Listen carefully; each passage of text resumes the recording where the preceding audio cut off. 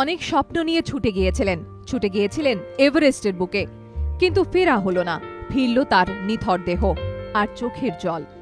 মঙ্গলবার কাঠমান্ডু থেকে কলকাতায় ফিরল পর্বতারোহী সুভাষ পালের কফিনবন্দি দেহ। সঙ্গে ছিলেন দাদা প্রণব পাল, রাজ্য সরকারের যুব কল্যাণ দপ্তরের মুখ্য সচিব সৈয়দ আহমেদ বাবা ও 2 এভারেস্ট জয়ী সরকারি প্রতিনিধি উজ্জ্বল রায় ও দীপঙ্কর ঘোষ। শহরে সুভাষের দেহ এসে পৌঁছানোর পরই শোকের আবহ। ছিলেন সুভাষের ছাত্রছাত্রীরাও। সাহসটা তো উনি আমাদের দিয়ে গেছেন, যে সাহসে দিয়ে গেছেন আমরা ছাড়বো না পাহাড়। সুভাষদার পথেই আমরা আবার পাহাড় চাপবো, আবার ক্লাইম্ব করব।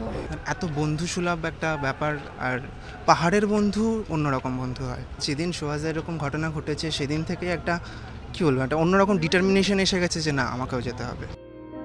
বিমানবন্দরে এসে পৌঁছন ক্রীড়ামন্ত্রী অরূপ বিশ্বাস ও ক্রীড়া প্রতিমন্ত্রী লক্ষ্মীরতন শুক্ল।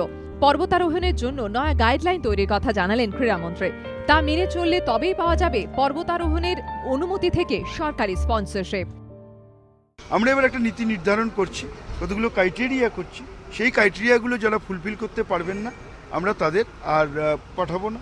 আর দ্বিতীয় কথা, এবার থেকে আমরা রাজ্য সরকার থেকেও নেপাল সরকারকে জানিয়ে দিচ্ছি যে উইদাউট আওয়ার পারমিশন যদি কেউ যায় তার দায় এবং দায়িত্ব নেপাল সরকারকেই নিতে হবে।